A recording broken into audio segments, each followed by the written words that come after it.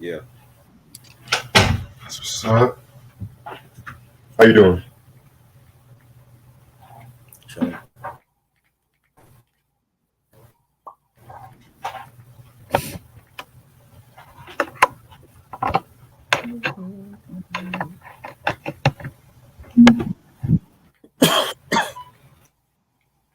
Ah, Jesus.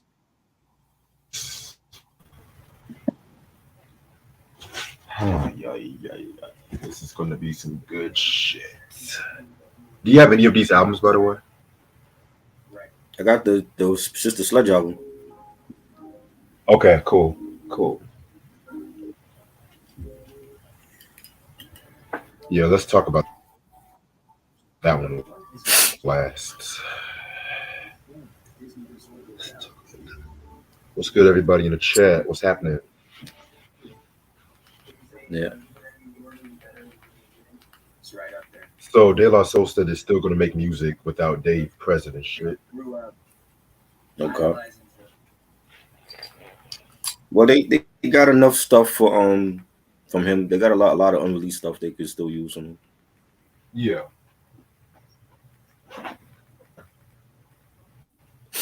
What else? Did you see that clip of Jim Jones doing the weather? Yeah, he need to stop doing that shit. He's terrible at it. I don't know why they. I guess these networks are desperate for people watching these shit. Because I mean, if you got to get Jim Jones to do the weather, then something's wrong. Jim Jones of all people and shit. That's hilarious. Yeah, he's no good. I'm just like, yo, what the fuck? What else is going on? Mm. So this whole Jonathan Majors thing is still brewing up. The bitch lied or some shit. Apparently, that's what's been said in the news. Yeah, Yeah, well, you got to dump her. She trying to ruin that man's career. it's cheaper to keep her.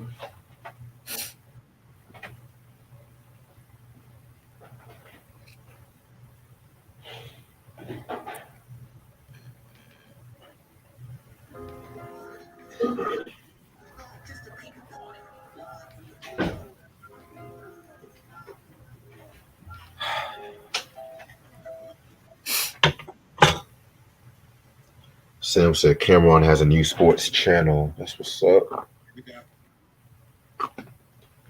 I wouldn't listen to what Cam had to say about sports anyway. These dudes be when they talk about sports, they don't know what the hell they be saying. You know, like just because you played ball in high school don't mean shit. Hilarious.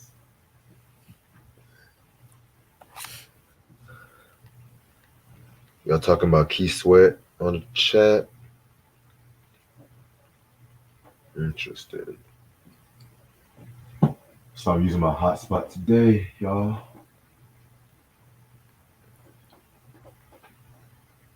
Apparently, the new Wi-Fi is not going to come until next Tuesday. So great.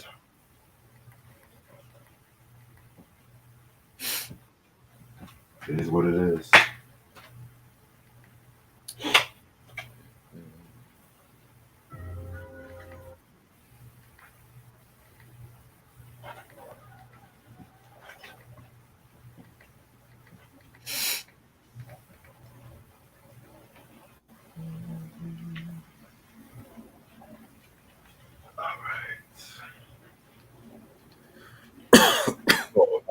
The top R&B albums part 6 is going to be tomorrow at 4 p.m. and we're just going to go live for that. Okay.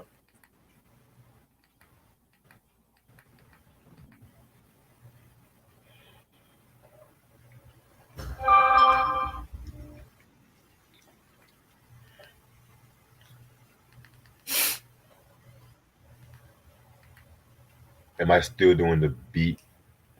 Yeah, I'm still doing beats. If that's I'm still producing. If that's what you're asking. I heard Suge will be coming home pretty soon. Oh Who wow. cares?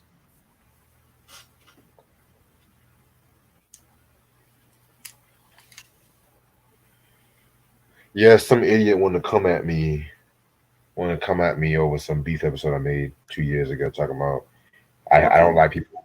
I know I had to put them on fucking blast. Like nigga, clearly you didn't. I said on the fucking video they didn't have a lot of hits around the earlier days. So what the fuck are you Okay. mad about? If I these don't if I these people have an issue with what we say, start your own make them channel. themselves. Stop Exactly. being a troll, and then you can talk about whatever the fuck you want to talk about. Exactly. What we say on here is our opinions. Period. Exactly. And I I could told him kill that. less what people think about. Oh, why are you all say I could kill less. I don't sleep. I don't lose sleep over these people. And now this should you, Reg. I'm not. I'm not pressing. I'm not mad about it. That is what it is. If they want to unfollow, then unfollow. We're not. The world is not gonna stop.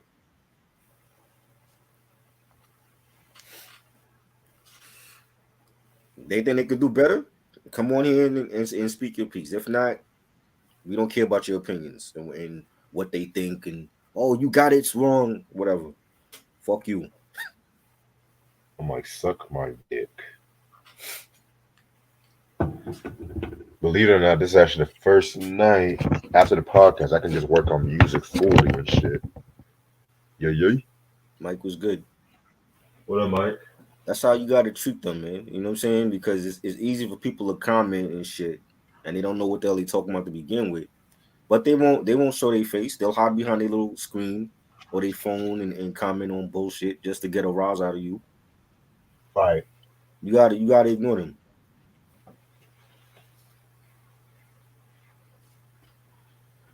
Okay.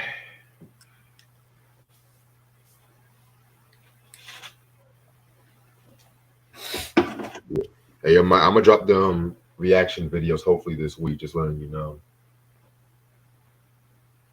Shout out to the kid. I got a job interview on Thursday.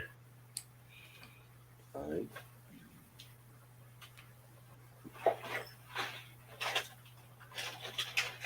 Shout out to the kid.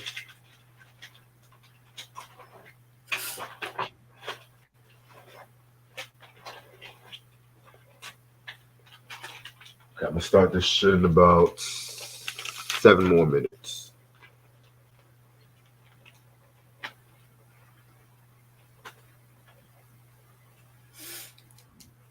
Oh yeah, you still want to pre-record Swarm tomorrow, right?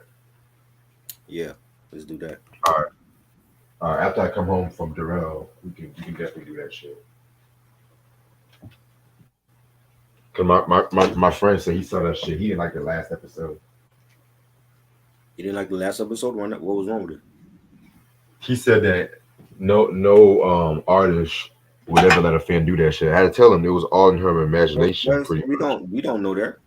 That's not necessarily true. I mean, because Janet Jackson brought people up on stage. So did Michael. A lot of artists did do that. Now, rap Yeah, artists is a different story. I don't know if any rap artist would let shit like that happen. But there's been artists that let their fans on stage. exactly.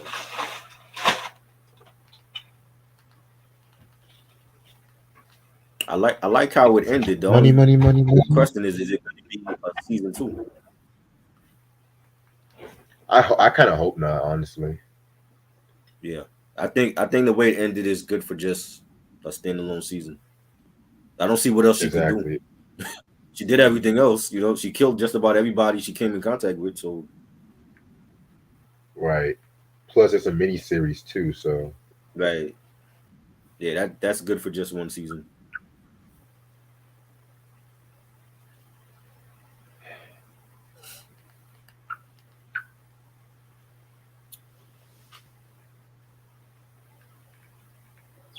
what's up, Christian?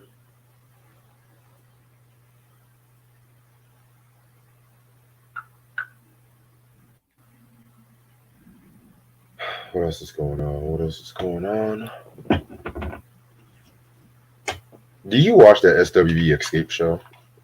Yep. Oh, Some you watch some that real shit? drama going on with them right now. You said what? There's some real drama going on with them right now. Facts.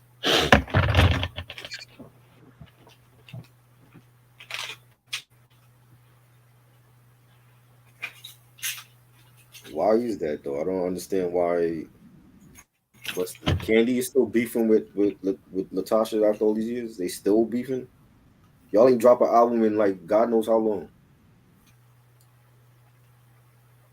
They just need some understanding. They need something. How about a EP? Drop some shit.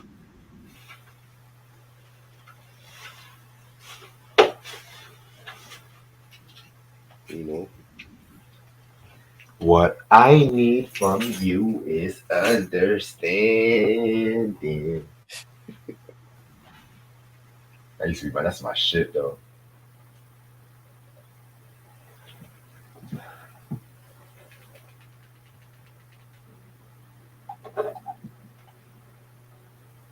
You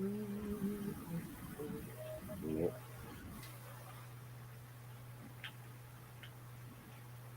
I gotta watch this show.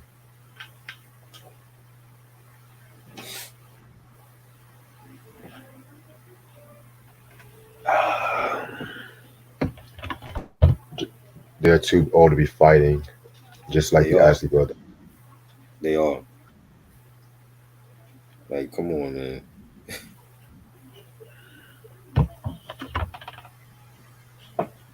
You see my comment on the chat on what your review is dedicated to. Now I didn't see your comment. Yeah, I gotta look back. I was at work earlier.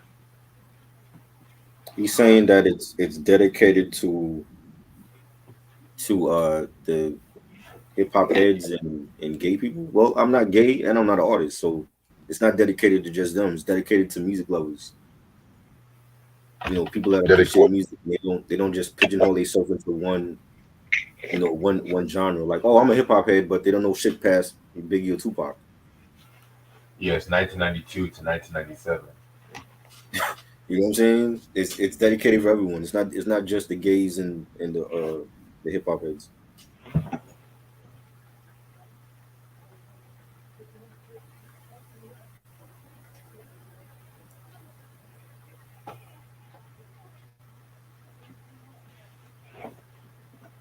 You ready for the honeymooners breakdown, boss?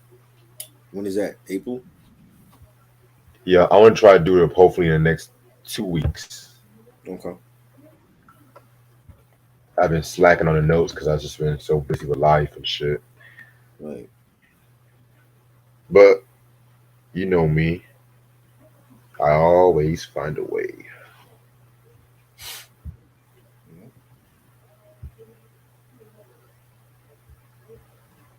Alrighty, let me pull up my notes.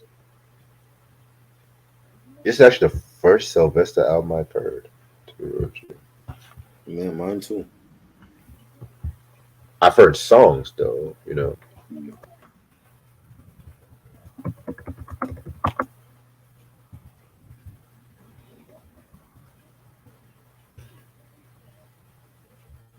Okay, let me pull up my notes.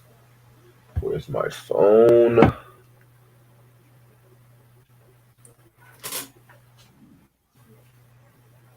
Where's my mouse? Where's my life at this point?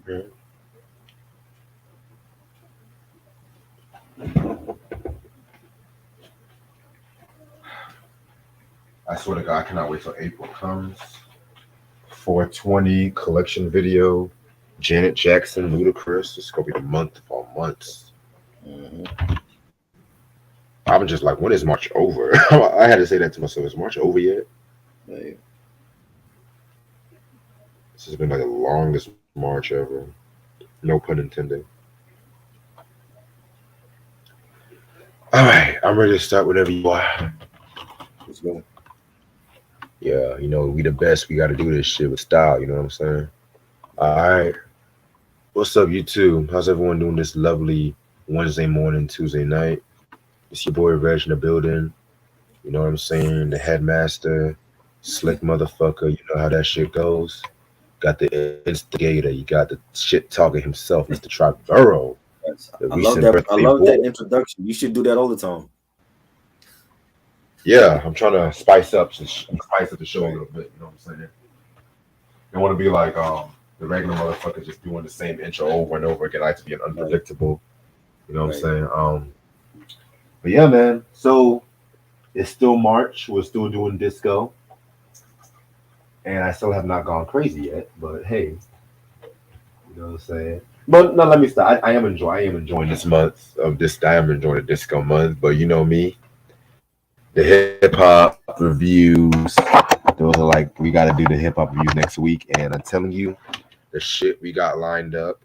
Lord have mercy. That's all I gotta say. Oh We man. got the South, we got East Coast, we got West Coast, we got Every international hip. We got a lot of nice. hip hop from April. We I got love it. the hip hop shit. We got the Shalimar shit. You know what I'm saying? We got heat for Yeah. all y'all motherfuckers. But at the same time, let's get back to the order of things.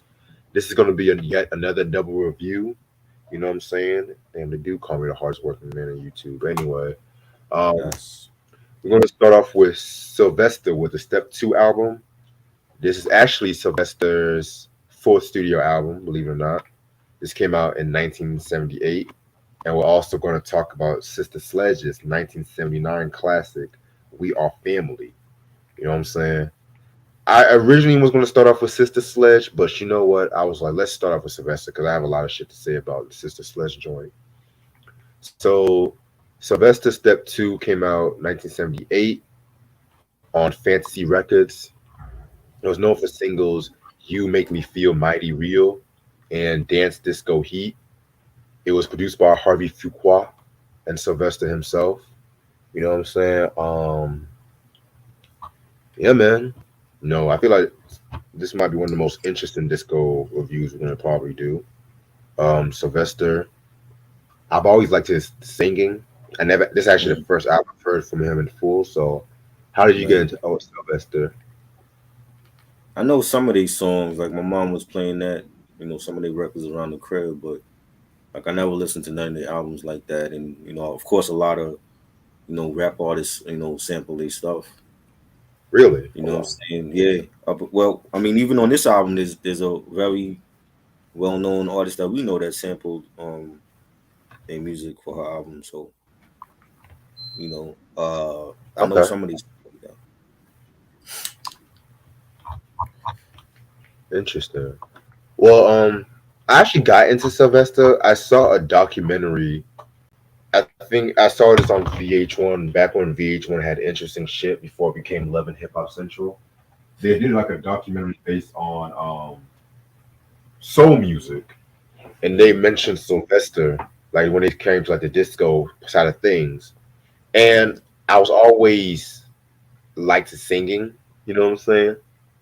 And all of a sudden, I saw the unsung episode. Let me tell y'all something. That's a very sad episode. That was like the earlier unsung episodes were just Mhm. traumatic at times. You know, Yeah. that's all I'm gonna say. Um, but yeah, man, so I've always liked the singing. I liked his style. You know what I'm saying? Like he was very groundbreaking for his time. He was like one of the first openly gay African American artists of all time. Shout out to Lashea, by the way. She just liked the link. I think she might come on. Yeah, Nice, he nice. was one of those openly gay artists Uh-huh. when it came to music history. And this was like around a time when not a lot of homosexual, like not a lot of like gays or the LGBTQ. Excuse me. Let me just say that were like very open about their sexuality. Like, look at what happened to Elton John at that time when he announced he was bisexual on that Rolling Stones cover. His career Right. almost ended.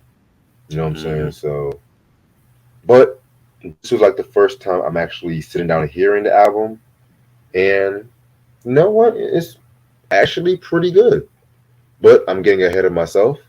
Let me talk about who Sylvester is. You know what I'm saying? And no, we're not talking about Sylvester and Tweety, in case you guys are wondering. Oh Um, yeah. Sylvester, he is a singer songwriter. He was born in Los Angeles, California. Shout out to my cast in Cali, by the way. Excuse me. He was pretty much his pretty much growing up. He was always like into like he was very religious growing up, and he was always singing when it came to his church services. We all know the story was when it comes to a lot of these R&B and soul artists. Mhm. They started off in the church. They knows they can sing. You know what I'm saying? I mean, But at the same time, his story was a bit more traumatic because when he was 8, he was actually molested by a guy in the church.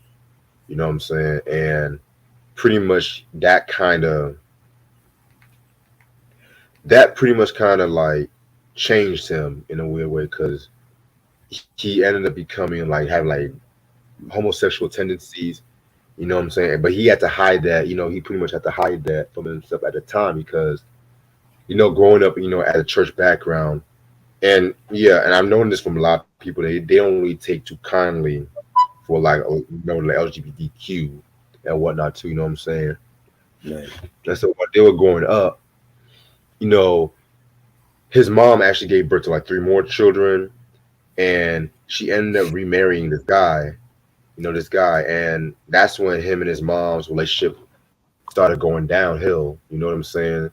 Mm-hmm. And he actually was homeless. By the time he got to his teens, he actually became homeless. Homeless bastard.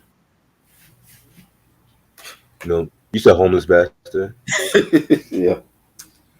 Um, but he ended up, getting back on his feet. He stayed with some friends, and he actually stayed with his grandma, who was very close. He was very close with him, and she understood, him being homosexual because she actually had homosexual friends too.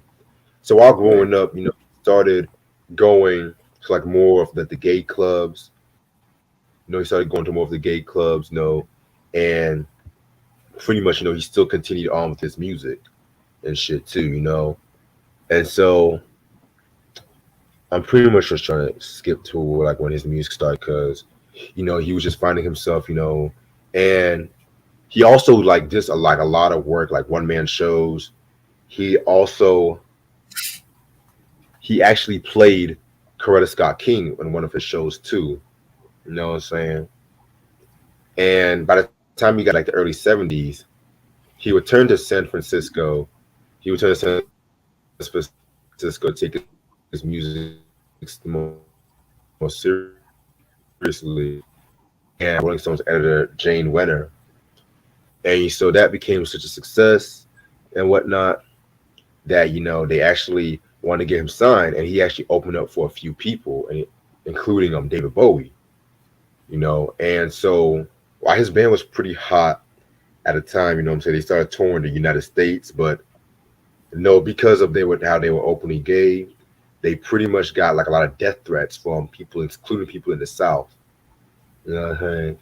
And at that time too, he was also in a relationship, and the relationship pretty much ended because the guy under the name Lyons, he pretty much moved back to Hawaii.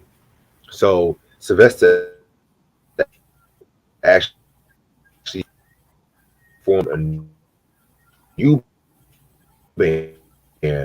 He actually formed a new band at this time. Honestly, around that time too, that's when he pretty much dropped his breakthrough album. Like by the time 1977 happened, the self-titled album Sylvester.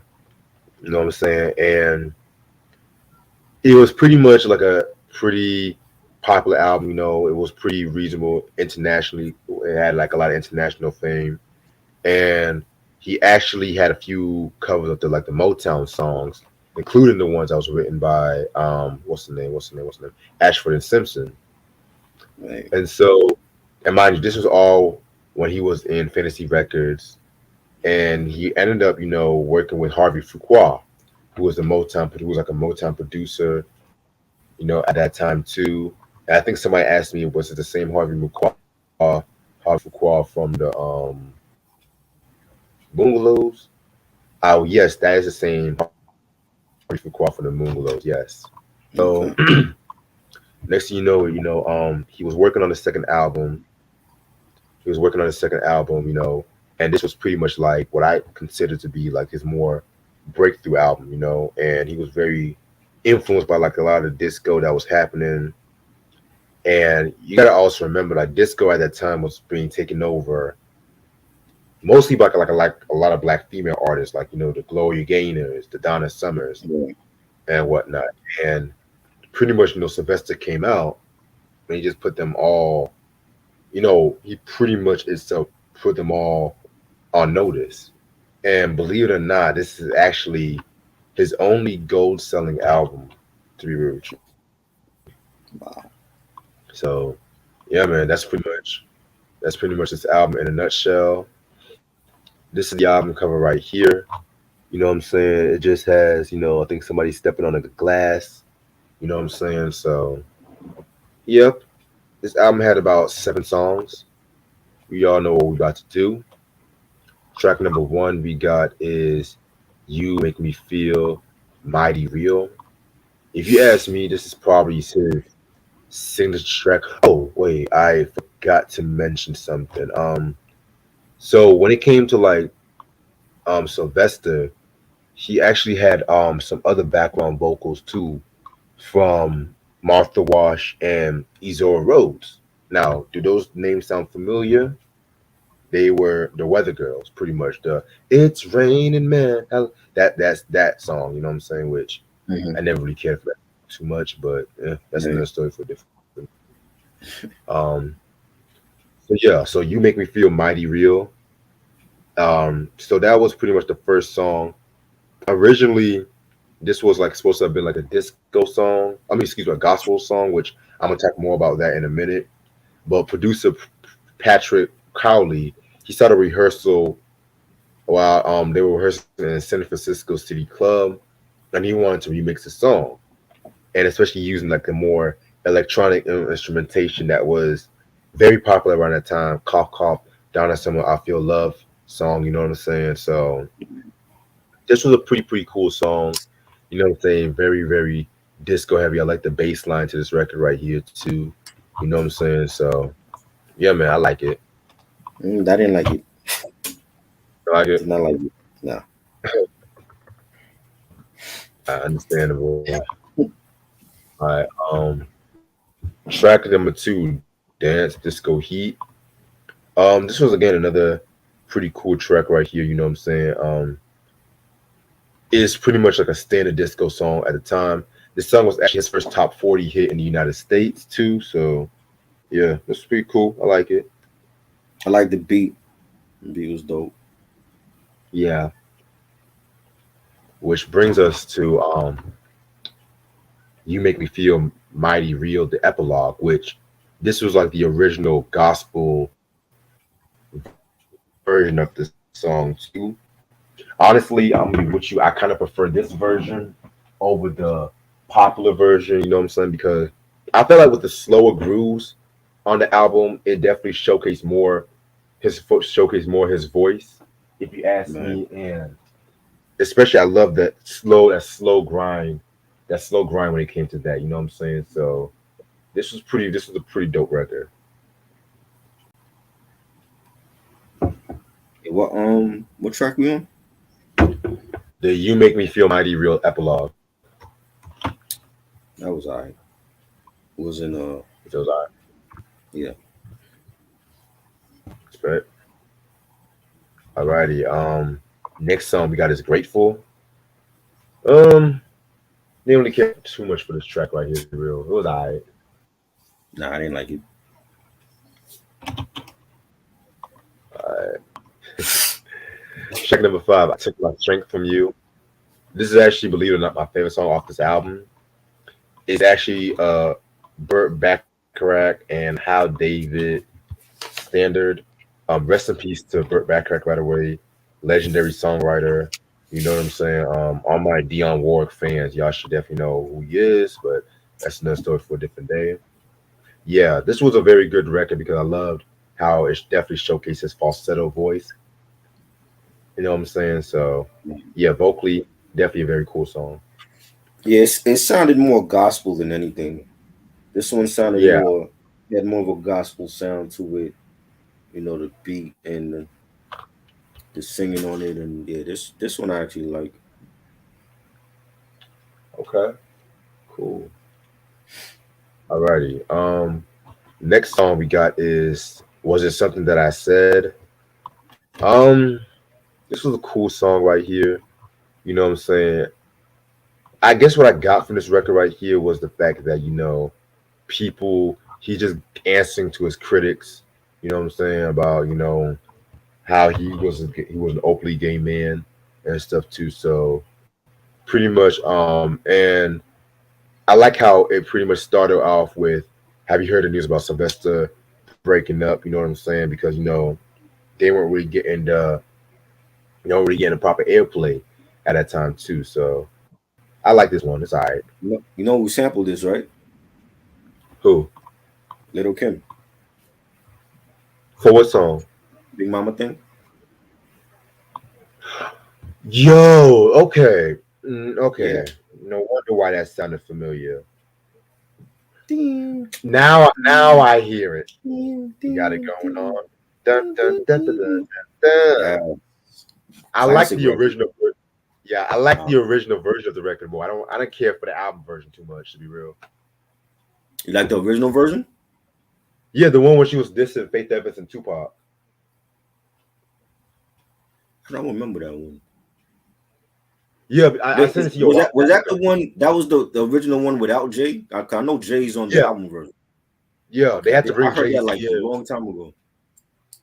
Yeah, the story with that track was Biggie didn't like the fact that Kim was dissing his wife and shit, so they had to bring Jay Z in just to ease off the tension and drop a little verse But and you shit. you So was you was sleeping with Kim, so I don't get it. and you pretty much You know, he and didn't you like pretty the much fact that hold on, he didn't like the fact that Kim was dissing his wife, but you was sleeping with Kim anyway. and Charlie Okay, Baltimore. He had Charlie Baltimore dress up like Faith Evans and they right. get money And from Charlie Baltimore, you was cheating on your wife with both Charlie and Kim. Come on now, him. come on now, get it together. Come on, You know what I'm come on, saying? come on, come on, Christopher. You know what I mean? Jesus Mm, Christ, man. that's what I'm it is. sorry, Yeah, big, but yeah, you was wrong for that. the audacity of these Yeah, motherfuckers. Man, no I tell you. audacity, right? And meanwhile, you got Jay on there. You know what I'm saying? Like, come on. I mean, Jay did his thing on that song though, but I'm just like the original He had version. Jay on there to quell attention. Tupac couldn't stand Jay Z, so why was Jay on there? That was his voice. Yeah, I guess I thought it would have been better if Kim had just had the original version on here. Right. You know what I'm saying? All of this. Oh well, let's not diss so and so. But meanwhile, the nigga dissing the whole coast. Made y'all look soft. You know what I'm saying? That's another Right. story. But this was a great song. I like the beat, definitely the bass line for it. This was dope. Classic record. Very classic record indeed. All right, and the last track is just you and me forever. It was alright. It was alright. It was cool. Yeah. All right. Overall, this is actually a pretty decent record. Pretty good record by Sylvester. Like I said before, I kind of prefer the songs where he was vocally unique. You know what I'm saying? 'Cause I do feel like he had a very strong voice. Not every song here is a winner. I'm not gonna hold you, but if you just want to dance and just be carefree, this is the perfect record for you. So on that note, I'm gonna give this a 4 out of 5. Well, I only like two songs in here, so it's not a good album to me. You know. Respect. Alrighty, one down, one more to go. Now we're gonna talk to 1979. Sister Sledge, We Are Family. You say you got the album too, right? Oh yes, my bad. You good? You good, nigga? I'm not gonna Definitely. hold you. I'm gonna get some flack for them. They had some weird. Some of them had some weird looking faces, though. I ain't gonna.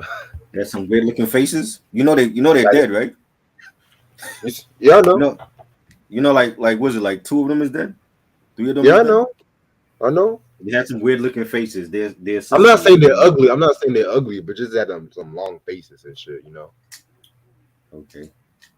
But yeah, I'm not saying that they're ugly. I mean, I I think mean, I just think all four of them were beautiful. So yeah, they were beautiful. Shit, you can be beautiful and have a long face too. Shit.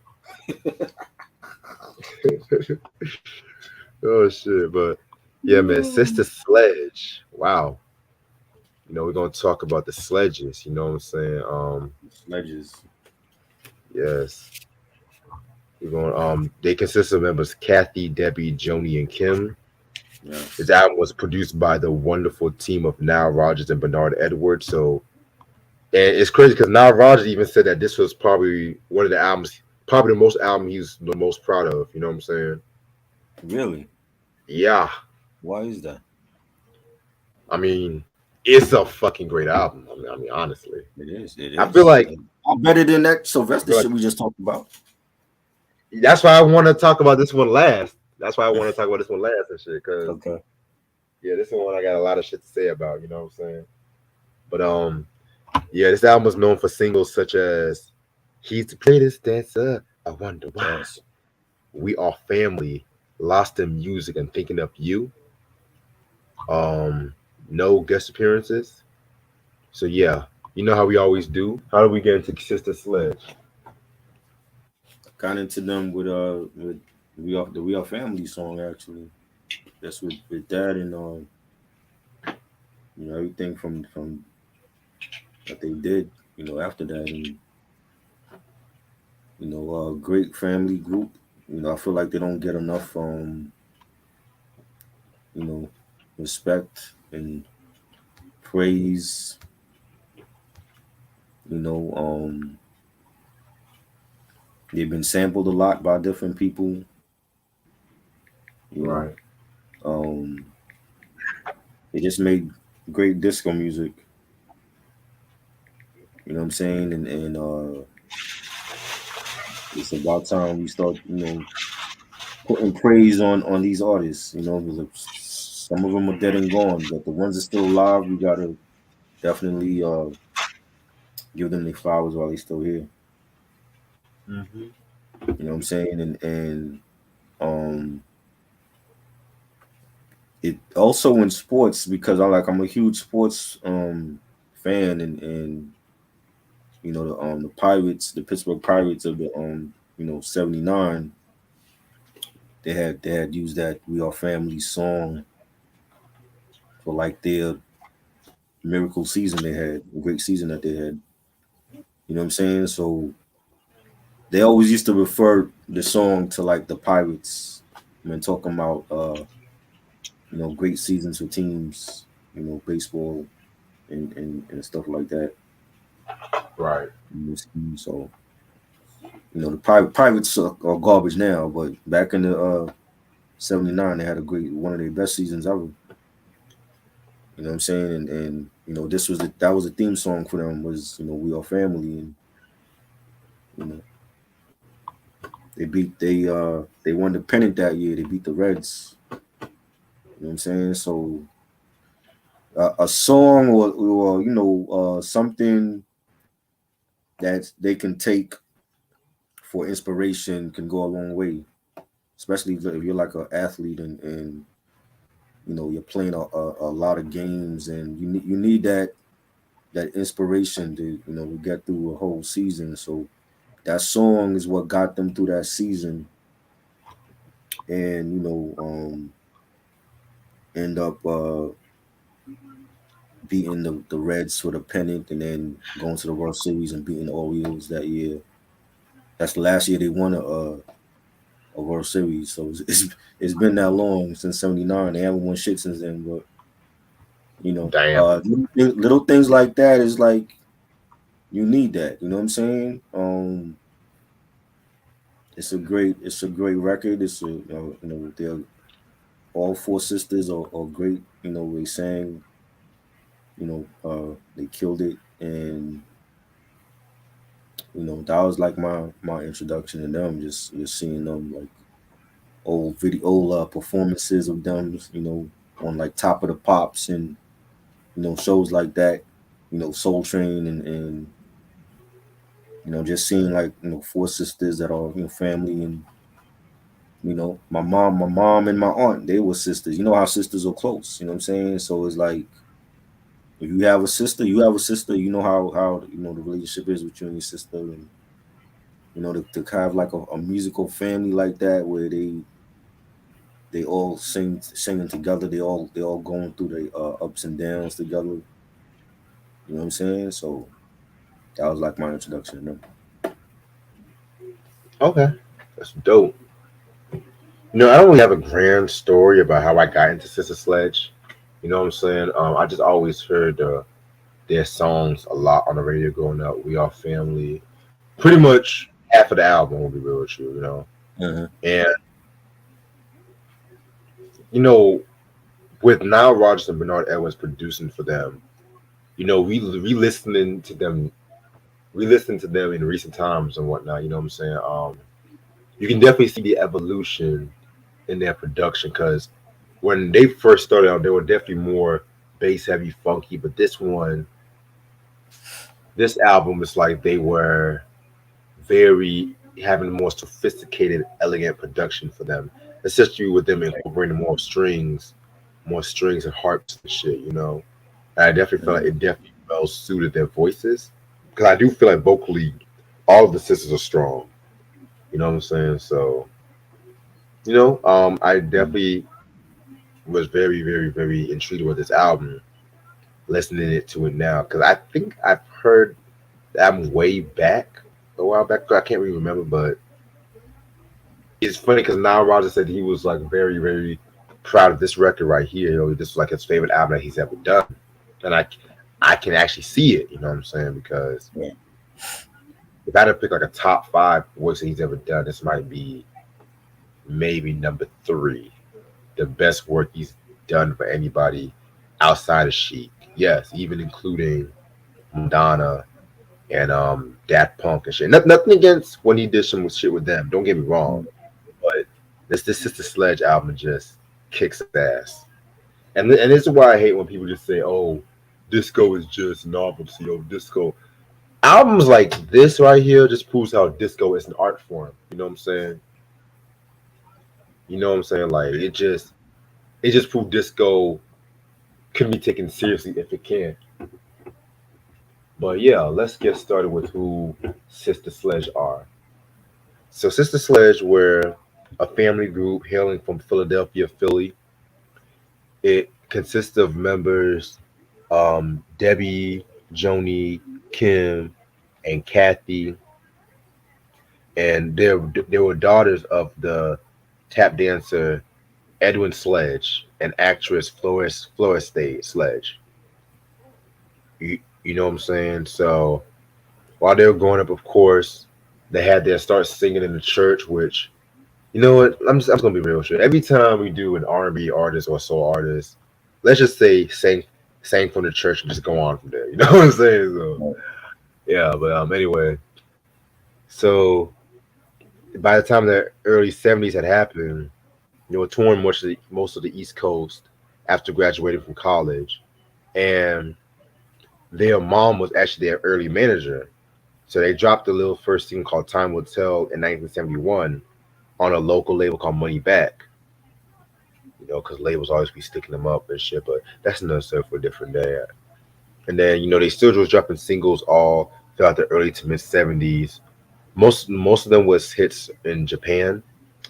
So they dropped their first album, "Circle of Love," in 1975, which I Right. never heard. I never heard that album, but again, they were very popular.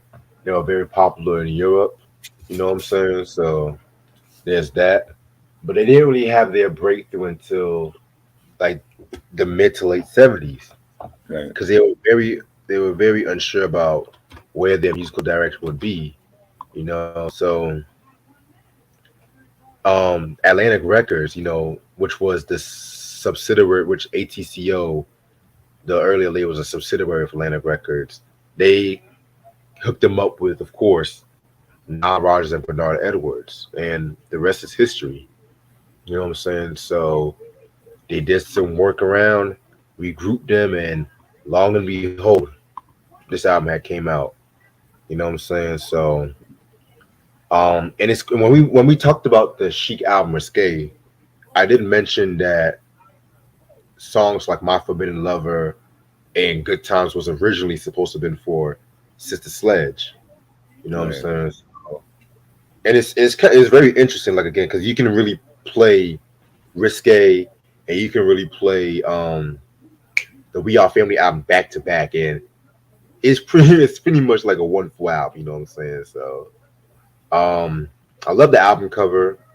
Definitely has like a very Greek mixed in with like a very elegant kind of ordeal. You know what I'm saying? Um, Pretty cool album cover, and also too, this album also got them. I want to say this album got them some Grammy nods too. You know what I'm saying? Which we're going to talk more about that. So yeah, this album has 8 songs. You know how we always do. So track number one, we're going to talk about "He's the Greatest Dancer." Love this record right here. You know what I'm saying? I mean, we all know this was sampled for Will Smith's "Getting Jiggy with It." Na na na na na na na na. I don't give a fuck. That is my fucking shit. Oh yeah, for sure. I, I don't give a fuck. Getting Jiggy with It, that Big Willie style album, Oh yeah, fucking classic. definitely. And you're talking to somebody who has criticized the worst of the pop rap. You know what I'm saying? But Right. the worst of the Shiny Suit era. Mm-hmm. But yeah, just check out the review we did on that. But yeah, man. But he's the greatest dancer. That's a pretty classic song right here. You know what I'm saying? I love that traditional Rogers Edwards production. You know what I'm saying? Especially when it came to the bass, the bass line and whatnot. You know what I'm saying? Right.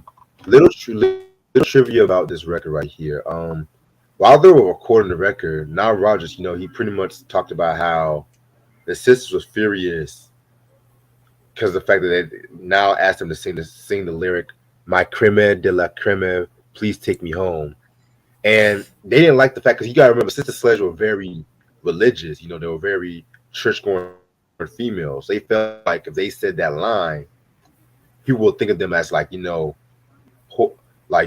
them like out to get I don't even want to say it, but thoughts or hoes or whatever. Right. But Right.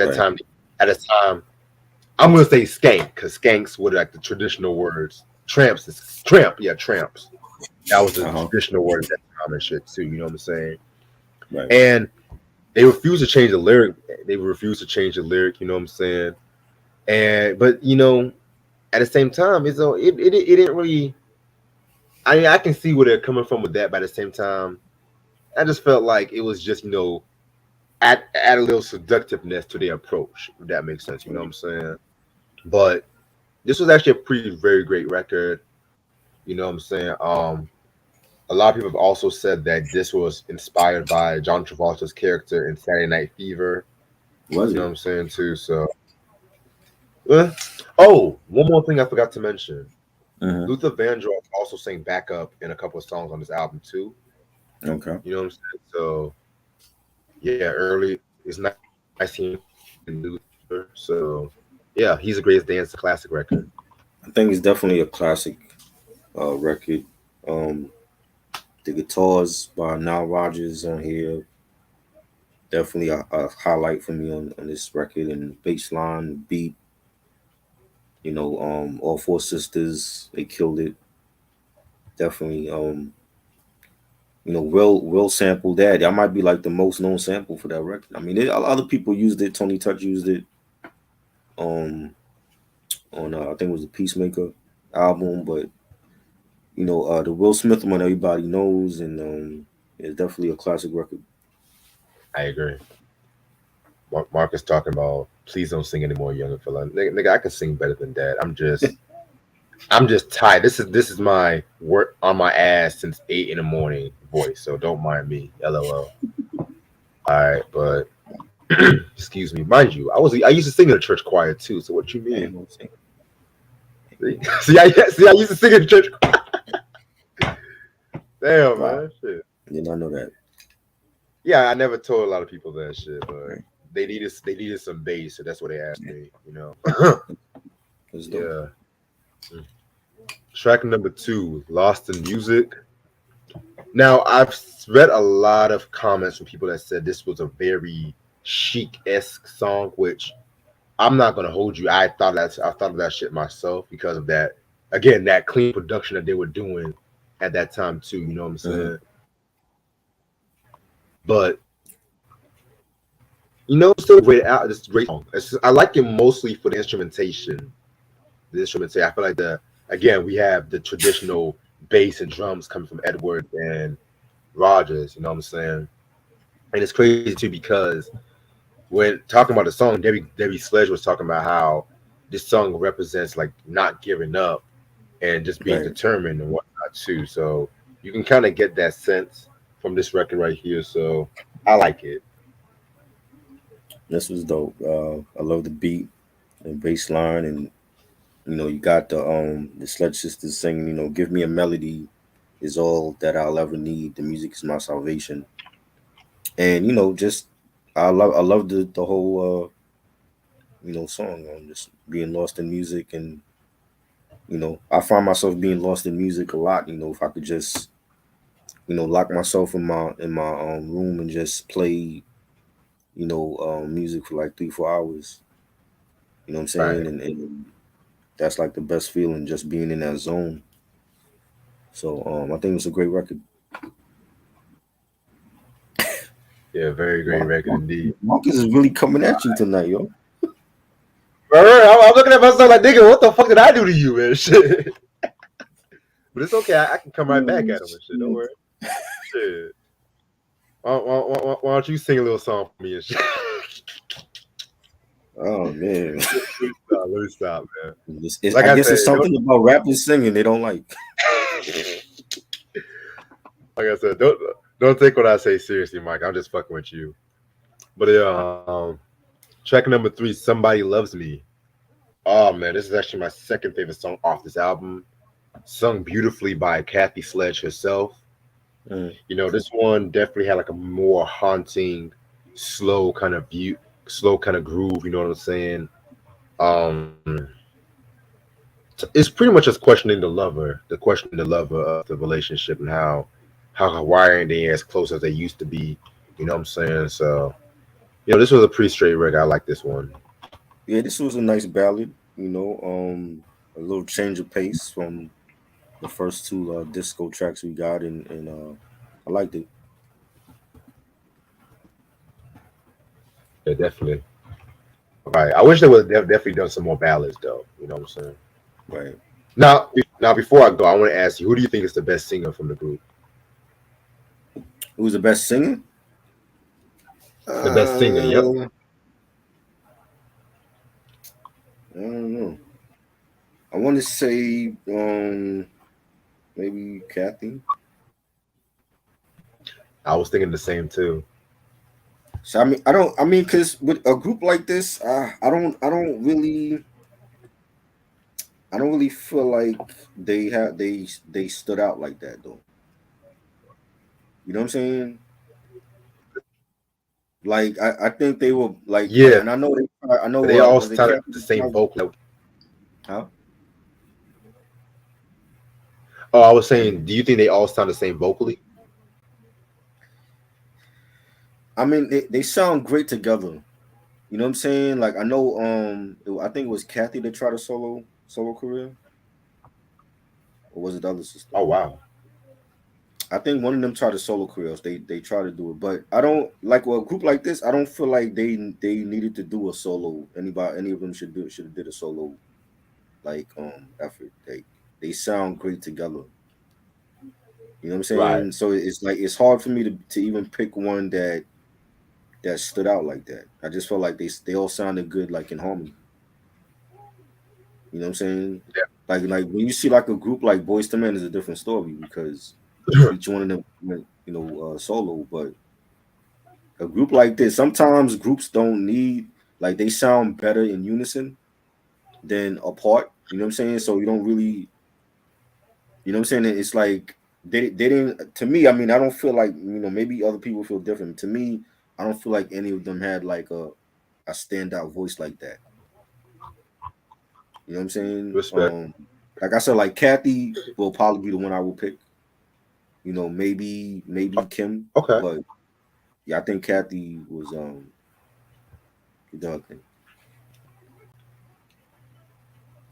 Respect. I definitely hear your point about that. Yeah, to me, when it comes to Sister Sledge, like I said before, very good singers. But when we're talking about female group. Cause you know we talked about a lot of female groups Yeah.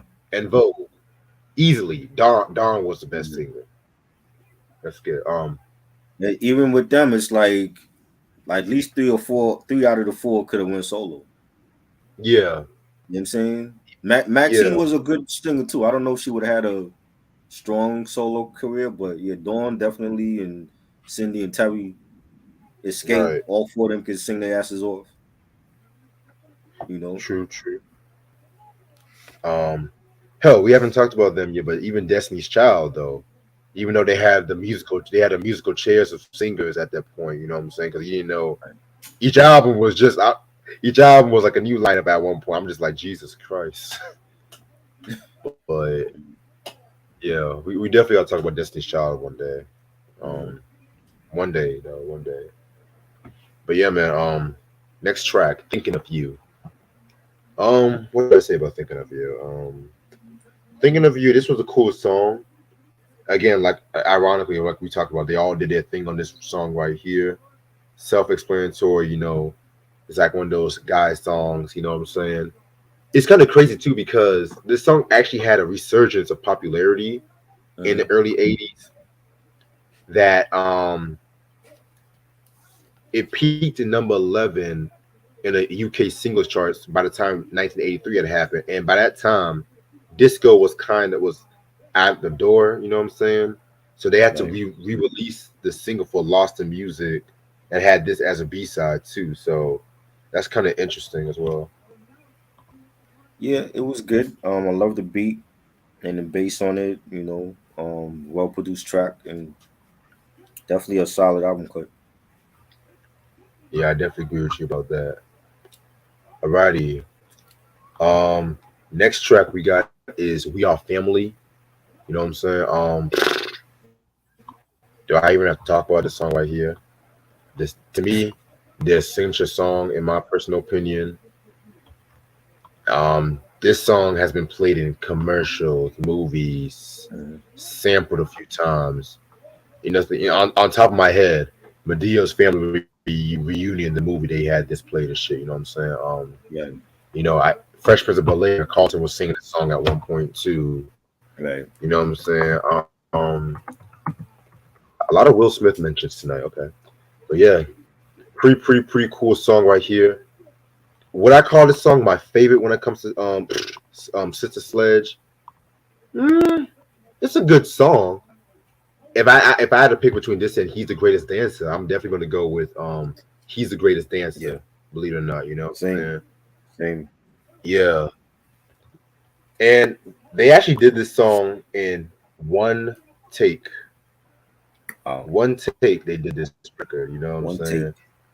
take. And yeah, and it's kind of crazy because now Roger said during the making of this song that he had to give the girls like one line at a time through the headphones, and they recorded it so it can Right. feel more spontaneous on recording. You know what I'm saying? And like you mentioned before, this was the victory song for the Pittsburgh Pirates. You know what I'm saying too? That's Um, the last time they yeah, won. man. It was 79. That's how bad they've been. Jesus Christ. Okay. Oh shit. But yeah, that's all I gotta say. I think when you hear it, I think it's like a ode to like, sisters around the world, and having that family bond, and just women in general, like, almost like when you hear a song like brother brother by Yes. Big Daddy Kane, and it was like him and his brother Little Daddy Shane, kicking it on the mic together, and having that brotherly love, and for brothers everywhere. This is like, for sisters everywhere. You know what I'm saying? We are family. You're my sister. We don't necessarily have to be blood related, but we're all sisters in kinship. You know what I'm saying? And I think that was the bigger message in this song, and it was great. It's a classic record, and that was my introduction to them, and everybody has sampled this. They're still getting residual checks from movies and commercials and shit. So you know, Exactly. All right, and like I mentioned before, this song I believe was nominated for a Grammy. who did it lose to? I'm trying to find that right now. That would be what, the Grammys 1980. Yeah, the 22nd Grammy Awards. That was 1980. So yeah, it lost to. Oh wow. Dionne Warwick with Deja Vu. Wow, I can't get wow, mad about that. That's my heat. That's my shit. I can't that's get a mad shit. about that. That's my shit. I would have picked. Well, who else was nominated in that category? Did they tell you? Uh, like we talked about this last week. Donna Summer's Oh, "Dim All the Lights." oh Natalie man. Cole, "I Love You So." Minnie Riperton's "Minnie." Oh wow. Damn. Yeah, That's a tough category. exactly. Yeah, that Dion album from Warwick from 1979, her best shit, man. Her fucking best shit. But yeah, man. That's "We Are Family." Track number 6 is "Easier to Love." You know what? When it comes to this song right here, this is actually my favorite song on this album. I feel like this is a perfect example when it comes to the progression of Nile and Bernard's production. This time, the strings and Yeah. the vocals gave it a more futuristic kind of feel to it. You know what I'm saying? Right. Um, I definitely love the vocals on this track too. Again, we're dealing with four equally superb vocalists when it comes to the record too. So very, very, very dope record. I love it. Classic in my opinion. Yeah. It was definitely a great song. Nice dance beat. Nice strings and bass line on it, and it had that chic signature sound to it, and I enjoyed it. Yeah. Alrighty. Next number track is "You're a Friend to Me." Um, Another very dope record right here. This definitely had their roots written all over it. Had that gospel soulful feel to it. You know what I'm saying? Debbie actually sung lead on this one. By the way, I forgot to mention. Joni sung lead on "Lost to Music" and "Easier to Love" too. Right. So, but yeah, Debbie did a thing on this song right here. I love it. This was dope. To me, like when it first started off, like the bass line, it had like a reggae type of sound to it, like Stone Love. Yeah. Uh huh. But it was a ballad at the same time, and um, the pianos was nice. The beat, Debbie sang lead on this, right? It was Debbie. Yeah. Yeah, Debbie did her thing on here, and yeah, this was great. Yeah. Very great song. And the last song is "One More Time." Pretty solid song. I didn't really write too much about this record though, but pretty cool record right here. I like it. Again, it has that signature chic Nile Rodgers sound. Love the pianos on it, the beat, the bass line. Great way to end off the album. Yes. Overall, I actually had a good time listening to this track, this album. I feel like it's a very enjoyable album. From a production standpoint, this is definitely, like I mentioned before, this is definitely a very superb album from Nile and Bernard. The bass lines, the drum patterning, just gave that. It just has that feeling of just partying in the summertime, cookout kind of feel to it, And when it comes to like the vocals from Sister Sledge, I definitely feel like it was very strong vocally as well too. You know, would I pick this one or the Taste of Honey's first album? Phew, it's a tough one. I still might have to go. I might have to go with the Sister Sledge album to be the Yeah, buck with you. I like this one a little bit more than the Taste the Honey album. Yeah, nothing against Taste of Honey. I feel like this one set a high bar in my personal opinion. Yeah, Um, you know what? I'll probably give this album a 5 mics. I definitely place deserving of 5 mics. definitely, definitely. Like I said, like all four members, all four sisters did their thing on here. Great production from Bernard and Now. You know, the songs. He's the greatest dancer, and we are family. Easy to love. One more time. Definitely a great disco album. So I'm gonna give it 5 mics. Yes, 5 mics indeed. Alrighty, it's 119 right now.